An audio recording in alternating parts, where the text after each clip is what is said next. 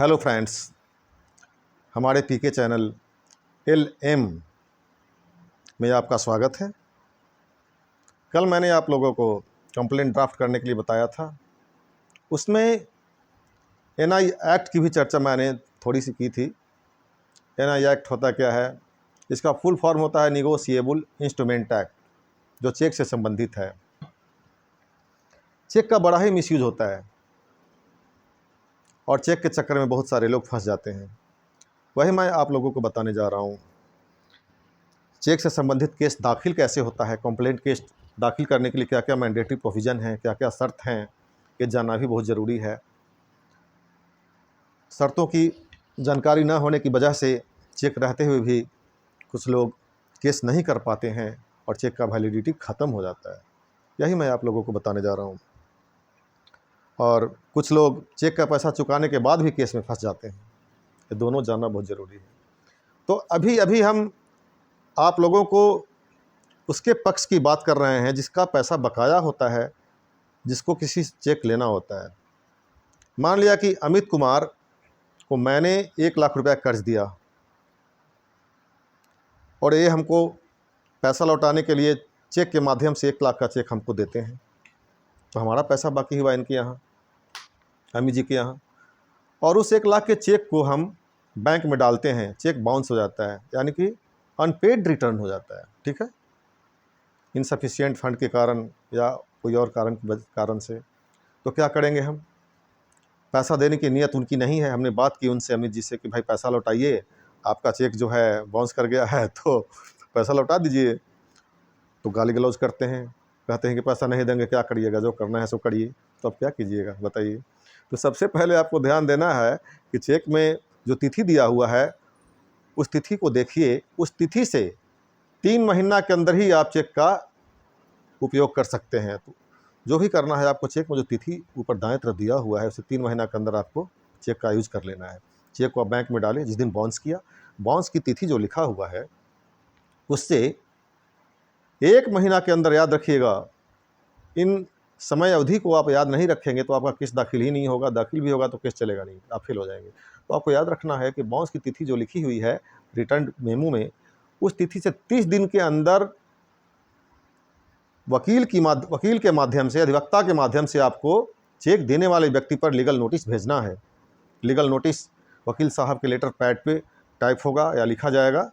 उस पर लिखा जाएगा कि 15 दिनों के अंदर हमारा पैसा, हमारे वकील का पैसा चुका दीजिए, अन्यथा आपके ऊपर कानूनी कार्रवाई किया जा सकता है।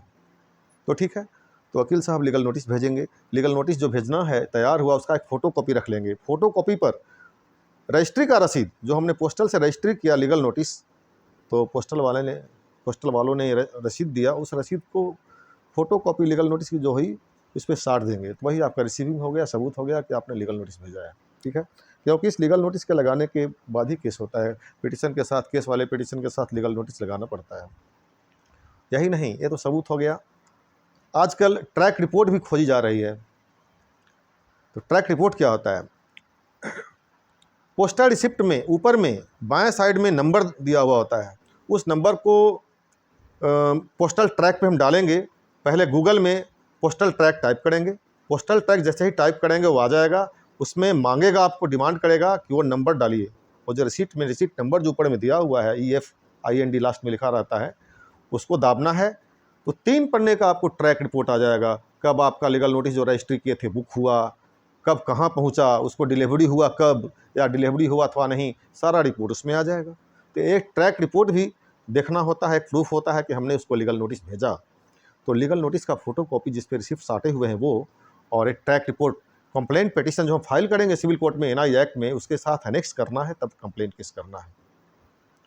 तो सबसे पहले तो बताया कि बाउंस की तिथि से 30 दिन के अंदर लीगल नोटिस करना है। और लीगल नोटिस में लिखा हुआ रहेगा कि 15 दिन के अंदर जो है हमारा समस्या का समाधान कीजिए या पैसा लौटा दीजिए। 15 दिन के अंदर अगर चेक देने वाला व्यक्ति आपको पैसा नहीं लौटाता है, कोई रिप्लाई नहीं देता है, तो 15 दिन के बीत जाने के बाद जो है, लीगल नोटिस की तिथि से 15 दिन बीत जाने के बाद काउज ऑफ एक्शन एराइज होता है, वाद का कारण एराइज होता है, यानी केस करने का कारण एराइज होता है। तो लीगल नोटिस जिस दिन भेजे उससे 15 दिन इंतज़ार करना है। उस 15 दिन के बाद 30 दिन के अंदर आपको केस कर देना है। यानी कि लीगल नोटिस में जो तिथि है उससे 45 दिन के अंदर लीगल नोटिस में जो इंतज़ार किए 15 दिनों और उसके बाद 30 दिन, यानी 45 दिन के अंदर, लीगल नोटिस की तिथि से 45 दिन के अंदर आपको कंप्लेंट केस मजिस्ट्रेट कोर्ट में दाखिल करना है पैसा रिकवरी के लिए। एनआई एक्ट में क्रिमिनल ऑफेंस होता है। इन समय अवधि को, टाइम लिमिटेशन को अगर आप ध्यान में नहीं रखते हैं, पालन नहीं करते हैं, तो आपका केस एक्सेप्ट नहीं होगा, आपका पैसा रिकवरी नहीं होगा।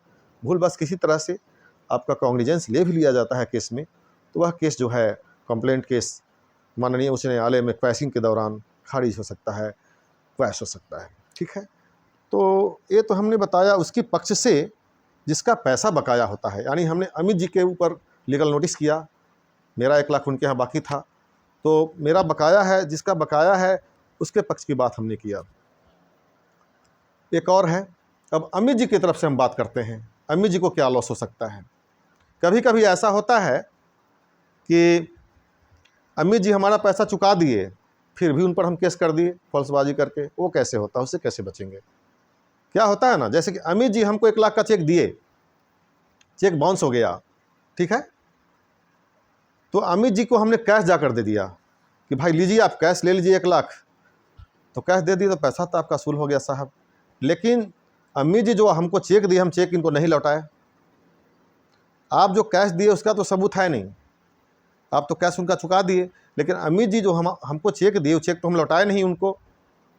तो पैसा लौटाने के बावजूद भी उस चेक के थ्रू वो हम पर केस करने का हक रखते हैं और केस करेंगे, और वो केस कर देते हैं। बहुत सा केस ऐसा होता है कि चेक बाउंस होने के बाद जो है कि हमने पैसा लौटा दिया, इसके बावजूद भी हम अगर उनको चेक नहीं लौटाए तो उस चेक के माध्यम से हम उन पर केस कर सकते हैं और केस करके उनसे पैसा वसूल कर सकते हैं।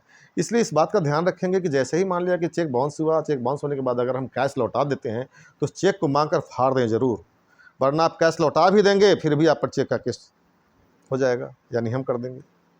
इस बात को भी ध्यान में रखना है कि चेक अगर किसी को इशू करते हैं, चेक नहीं भंजा और कैश में पेड करते हैं, तो चेक जब तक वह चेक आपको लौटाते नहीं, आप कैश में पेड नहीं करें।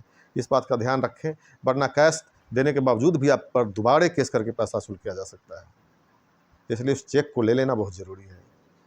दोनों पक्षों को हमने समझाया चेक के संदर्भ में क्या सावधानियां बरतनी है। आप लोग सावधान रहें चेक से। धन्यवाद।